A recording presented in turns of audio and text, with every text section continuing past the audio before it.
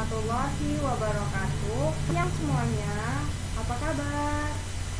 Sebelum masuk ke dalam materi, izinkan saya memperkenalkan diri. Nama Nisa Miranda Aulia, NPM 20132240011 dari Prodi Pendidikan Biologi kelas A. Di sini saya akan memberikan pengetahuan saya kepada teman-teman mengenai tentang sistem pencernaan manusia.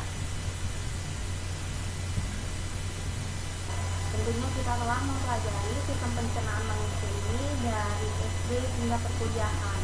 Bahkan nanti jika kita menjadi seorang guru, tentunya kita tetap mempelajari sistem pencernaan manusia ini untuk memberikan penjelasan kepada siswa dan siswi kita.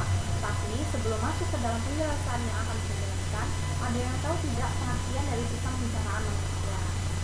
Benar, jadi sistem pencernaan manusia merupakan serangkaian jaringan organ yang memiliki fungsi untuk mencerna makanan, di mana makanan-makanan tersebut akan diproses secara mekanik atau secara kimiawi. Jadi kita ketahui ya bahwa prosesnya mengalami dua hal, yang pertama yaitu secara mekanik dan secara kimiawi. Pencernaan secara mekanik yaitu pencernaan yang terjadi di dalam lambung yang melibatkan gerakan fisik dalam tubuh.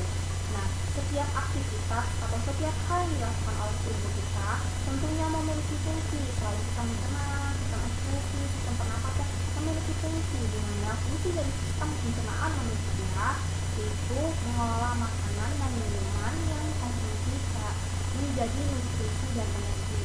Keduanya diperlukan untuk proses metabolisme, perbaikan sel dan jaringan tubuh, serta aktivitas sehari-hari seperti bergerak, bernafas, belajar, dan bekerja. Jadi intinya yang sering kita ketahui yaitu sebagai aktivitas tubuh kita. Nah, selain fungsi, sistem pencernaan manusia ini memiliki peran, di mana perannya yaitu berperan penting dalam mencerna makanan dan minuman menjadi energi beserta berbagai jenis nutrisi yang diperlukan tubuh. Lanjut, di sini kita dapat melihat secara jelas ada bagian tentang sistem pencernaan manusia, di mana di bagian sini itu menjelaskan tentang fungsi, berfungsi untuk mencerna makanan yang terdiri dari dua hal, yaitu makanan yang tidak perlu atau tidak harus dicerna yaitu vitamin dan mineral, dan makanan yang harus dicerna yaitu karbohidrat, lemak, protein yang berfungsi sebagai pembantu untuk menghasilkan energi dan nutrisi yang dibutuhkan oleh tubuh kita.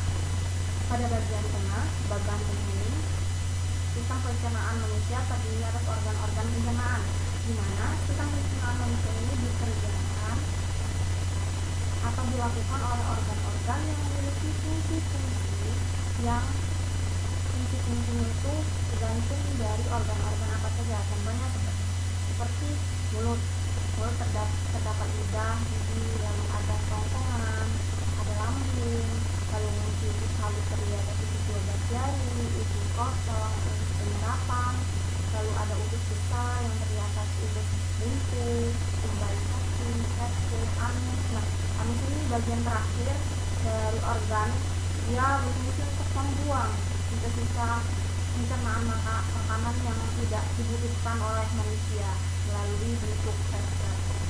Lalu jika kita tidak menjaga sistem pencernaan manusia ini dengan baik, tentunya akan mengalami gangguan atau penyakit di tubuh kita.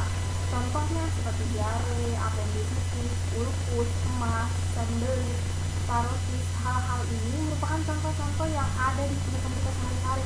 Masih banyak contoh-contoh lainnya, tapi ini lebih kita temui seperti diare, emas. Ini sangat sering kita temui di kehidupan sehari-hari, bahkan kita pernah mengalaminya. Di sini saya mempunyai ilustrasi organ-organ dari sistem pencernaan manusia agar kalian lebih jelas melihat apa saja sih dari bagian-bagian sistem pencernaan manusia. Yang pertama itu saluran pencernaan. Saluran pencernaan manusia ini kita bisa lihat secara jelas. Bagian pertama awal yang berfungsi adalah mulut terdapat kelenjar lidah dan paru, lalu ada kerongkongan, ada hati, ada kandung kemih, usus besar, ada retrum, ada anus, lambung, pankreas, dan usus halus. Lalu kita bisa lihat secara jelas kelenjar pencernaan itu terdiri dari hati, ini hati bagian ini, lalu ada kelenjar empedu bagian hijau adalah kelenjar empedu, lalu ini adalah lambung. Penyakit yang sering kita alami emah ini disebabkan karena kita tidak menjaga lambung kita dengan baik. Lalu ada pankreas, yang terakhir ini adalah usus halus. Jadi kita bisa lihat sebelah ini merupakan penampang melintang usus halus yang diperbesar dan terdiri usus halus. Lalu di bagian ini kita bisa lihat ini diperbesar.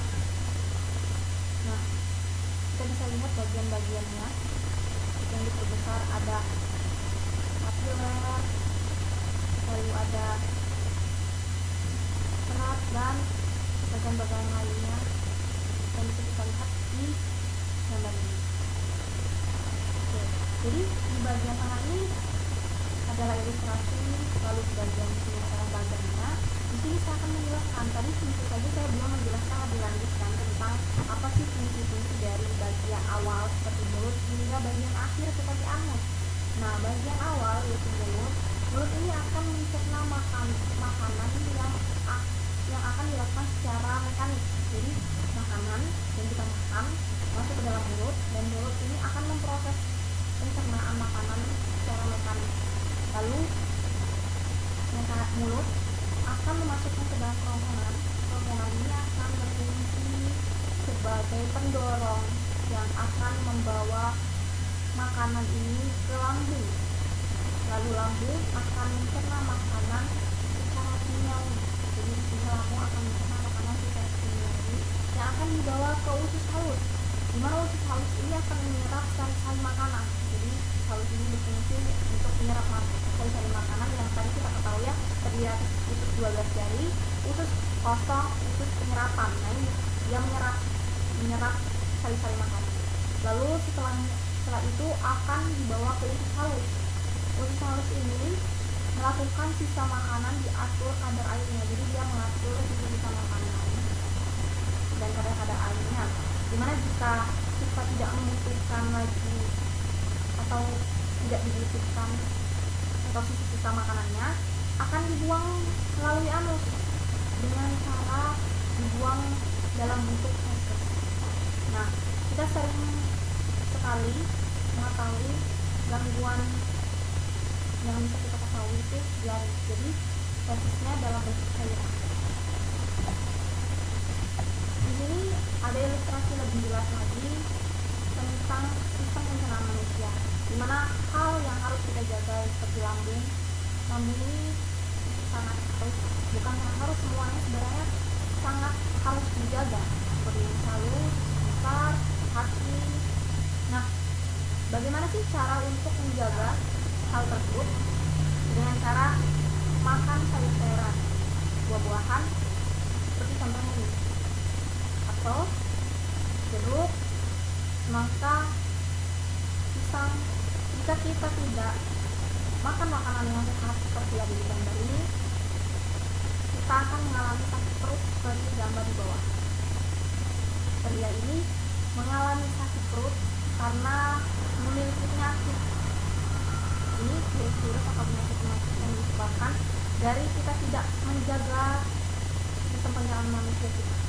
Karena kita seperti makan makanan yang tidak sehat, contohnya makan di pinggir jalan itu belum tentu higienis. Bahkan sekarang banyak sekali pedagang-pedagang nakal yang menjual makanan secara curang dan akan menyebabkan penyakit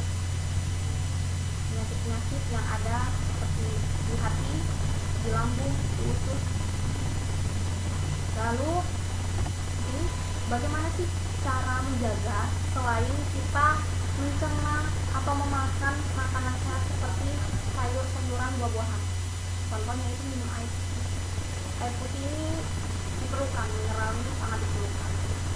Lalu jika kita sudah mengalami penyakit atau kita sudah terjangkit penyakit karena kita tidak menjaga, kita minum obat.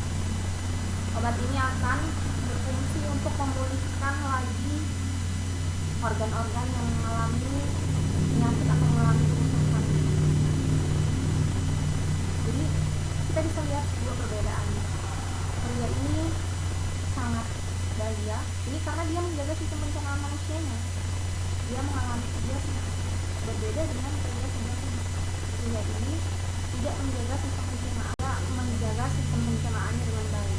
Jadi penjelasan ini sangat jelas dari fungsi, pengertian, organ, dan bagian-bagian yang berfungsi, bagian-bagian yang bekerja.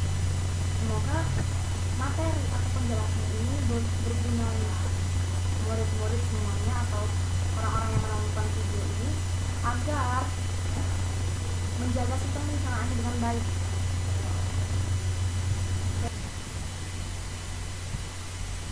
Baik, tadi saya sudah menjelaskan tentang sistem pencernaan manusia melalui tersebut. Nah, pastinya ada yang bertanya, bagaimana sih sistem pencernaan manusia itu dari awal kita mencerna hingga akhir kita mencerna.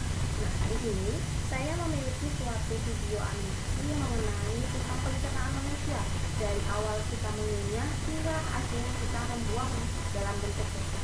Berikut video yang bisa kita tonton dan sama-sama.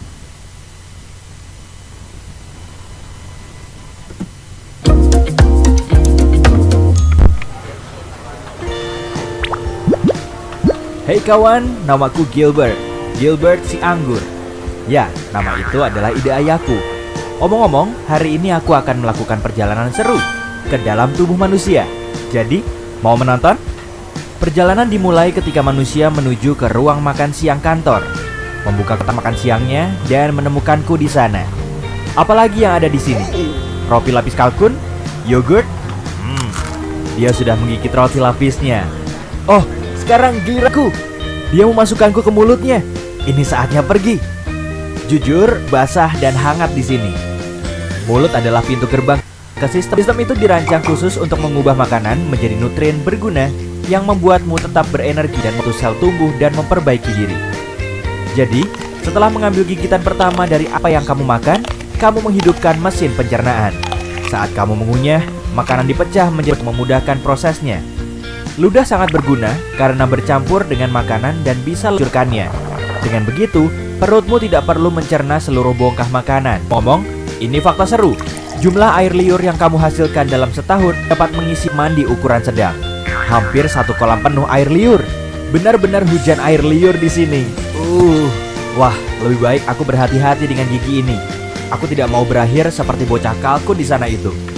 Sulit karena orang ini menggunakan lidahnya untuk menggulung makanan di mulutnya dan ke arah giginya. Aku benar-benar tidak ingin menjadi selai hari ini. Jadi, aku akan melewati pengunyahan ini. Ayo turun. Wih! Sekarang kita menuju tenggorokan. Ini juga disebut faring. Oh, jalan bercabang. Aku harus pergi kemana? Cap cip cup kembang kuncup. Sepertinya kita harus ke sini. Tunggu, sepertinya aku salah belok. Kenapa semuanya bergetar? Aduh, manusia malang ini batuk terus-menerus. Tolong tepuk punggungnya. Sudah, naik lagi. Maaf kawan. Nyaris saja. Hampir masuk ke paru-parunya. Itu tidak akan baik. Baiklah, aku kembali ke jalan. Jadi, mari kita coba lagi. Aku dengan benar masuk ke tabung penelan yang memiliki nama mewah esofagus. Aku suka menyebutnya saluran makanan, tapi ini jauh lebih sempit daripada yang kubayangkan. Aku akan terjepit di sini. Hah? Bagaimana bisa aku terus turun? Ah, begitu. Otot-otot di dinding esofagus ini meras di belakangku dan melemas di depanku. Ini adalah proses yang disebut peristaltis, dan itulah yang menggerakkanku melalui sistem pencernaan. Beberapa detik kemudian, dan kita sekarang telah mencapai ujung terowongan. Ada otot yang terbuka di sini untuk membiarkan makanan masuk ke lambung dan mencegahnya keluar kembali ke esofagus. Tidak mirip dengan petugas keamanan. Aku hanya seorang turis di sini. Pak, tolong izinkan aku masuk. Hore! Aku sudah melewati katup dan masuk ke perut. Itu mengingatkanku pada kantong dan izinkan aku mencoba dinding itu. Wah, ini semuanya otot. Sebenarnya aku tidak terkejut. Perut menampung, mencampur, dan menggiling makanan menjadi bubur. Jadi itu harus cukup kuat. Sejujurnya ini tak tampak terlalu. Ya ampun, apa itu? Aduh, panas sekali. Au, panas. Aku harus keluar dari asam perut ini. Jika tidak, aku akan menjadi cairan atau pasta seperti roti lapis Turki itu. Tidak apa-apa, aku sudah bersiap. Aku membawa perangkat kecil yang sangat berguna dan akan melindungiku dalam gelembung pelindung. Makanan biasanya tidak memiliki ini, tapi aku punya. Koneksi. Itu rahasia. Aku hanya perlu menekan tombol ini. Sudah, sekarang aku bisa terus berbicara denganmu sepanjang jalan, alih-alih berubah menjadi jeli anggur. Perhentian berikutnya, usus kecil. Organ berliku yang panjang melingkar ini terdiri dari 3 bagian. Saat aku bilang panjang, aku serius. Jika kamu merentangkannya, yang tidak kusarankan karena itu perlu digulung. Dan di dalam tubuhmu, kamu akan mendapatkan tabung yang lebih dari 6 meter panjangnya. Yap, itu setinggi jerapah dan semua dimasukkan ke tubuhmu. Harus kuakui, cukup hangat di sini. Hampir seperti resort tropis, tapi di lautan. Oh iya, aku terlindungi dalam gelembung kecil. Jangan khawatir. Empedu sangat penting untuk mencerna lemak dan mengeluarkan semua kotoran dari darah. Jadi, bersyukurlah hatimu menghasilkannya. Pankreas juga membantu proses dengan beberapa enzim baik. Dan benda yang terlihat seperti buah pir di sana, itu kantong empedu. Itu terletak di bawah hati dan menyimpan empedu di dalamnya sampai saat yang tepat datang. Astaga, benda ini benar-benar melingkar ya? Aku agak pusing karena tikungan dan belokan, tapi tak bisa kembali sekarang. Dinding usus yang berkontraksi ini terus mendorongku ke depan. Sepertinya aku sudah berada di bagian akhir dari usus kecil dan terus ke langkah selanjutnya dari perjalananku. Usus besar, juga dikenal sebagai kolon.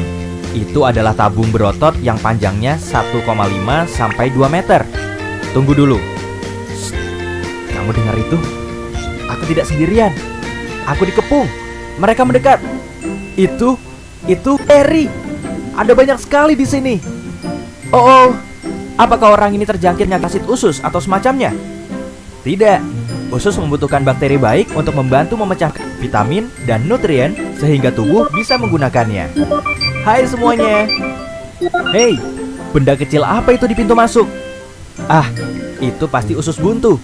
Itu tidak terlalu berguna selain menampung bakteri yang mungkin perlu dilepaskan ke usus. Itu juga punya beberapa jaringan yang berguna untuk sistem kekebalan tubuh. Tapi sebagian besar itu adalah benda kecil yang tidak berguna. Jadi orang masih bisa hidup tanpanya.